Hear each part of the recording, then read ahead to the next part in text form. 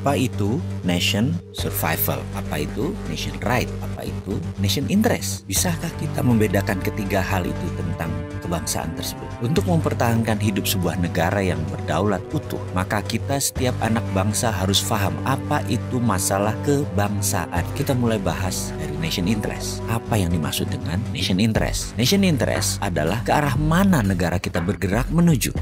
Sebentar, kita ini jangan-jangan ditanya nation itu apa, state itu apa, atau dalam bahasa Indonesia bangsa itu apa, negara itu apa, nggak ngerti ngebedainnya. Betul ya? Masih bingung? Kita bahas lebih dalam. Bangsa Indonesia itu jadi lebih dulu dari negara Indonesia. Bangsa Indonesia itu jadi lebih dahulu ketika Sumpah Pemuda tahun 1928 dengan mengatakan berbangsa satu, bangsa Indonesia. Maka sejak saat itu jadilah bangsa Indonesia. Sementara negaranya, negara Indonesia baru jadi setelah 17 Agustus 1945.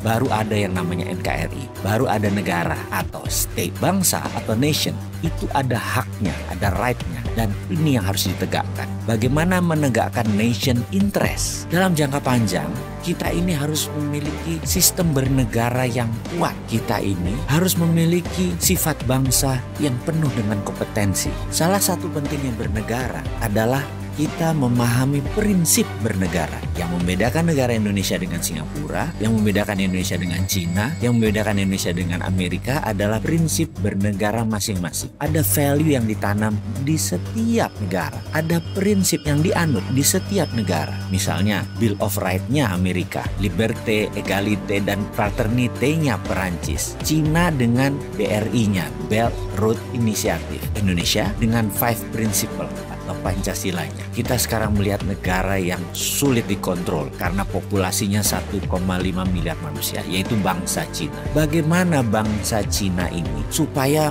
mempunyai negara yang tetap utuh? Bukan main-main mengelola bangsa Cina ini. Negara Cina sangat serius mengurusi bangsa Cina. Juga demikian dengan Amerika. Ada 380 juta bangsa Amerika yang terdiri dari multiras, bukan suku loh, ras dan etnik. Ada 100 kali. Amerika adalah negara imigran. Indonesia rasnya sedikit. Ada Melanesia, Polinesia, dan Melayu. Jadi suku bangsanya kita banyak. Dan yang unik adalah 89% beragama Muslim. Sehingga Indonesia bisa dikatakan dengan 267 juta jiwa. 89%-nya adalah Muslim. Indonesia adalah negara Muslim terbesar di dunia. Jadi bagaimana membuat negara kita ini utuh terus sampai akhir zaman? Saya teringat sebuah sesi dikala saya masih aktif di sebuah lembaga negara urusan pertahanan. Kami ditontonkan film dokumenter yang sangat menarik. Film ini adalah bagaimana Cina membangun doktrin bernegara masuk ke bawah sadar anak-anak bangsa Cina.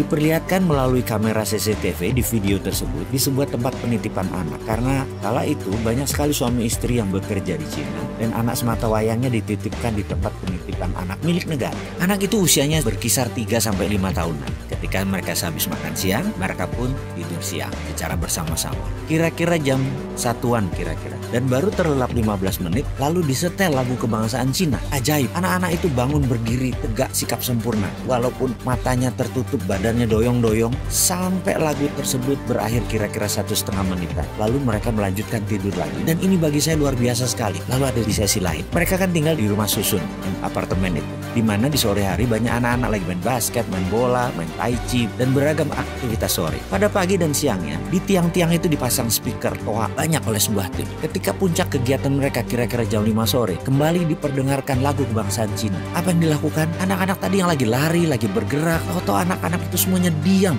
berdiri dengan sikap sempurna ketika lagu kebangsaan Cina tadi diperdengarkan. Mereka diam sampai lagu tersebut habis, selesai dinyanyikan. Dan mereka hanya diam saja di posisi masing-masing. Kalau lagi ke timur, yang ngadep timur, lagi barat, yang ngadep ke barat gitu ya. Dan ketika lagu selesai, mereka berhamburan kembali beraktivitas. Jadi apa yang kita bisa ambil dari pelajaran bernegara Cina kali ini? Ada baiknya ke depan lagu Indonesia Raya yang dinyanyikan adalah stansa 2 atau 3 stansa sekaligus. Lalu setiap anak bangsa mendengar lagu Indonesia Raya dinyanyikan, berdiri sikap sempurna, tidak goyang tegak gagah sampai lagu itu selesai. Inilah strategi survival of the nation. Keberlangsungan kehidupan berbangsa dan bernegara adalah perjuangan jangka panjang. Membentuk karakter ini kita harus membangun dengan semangat yang gigih militan, yaitu diawali dengan sikap sempurna mendengarkan lagu Indonesia Raya.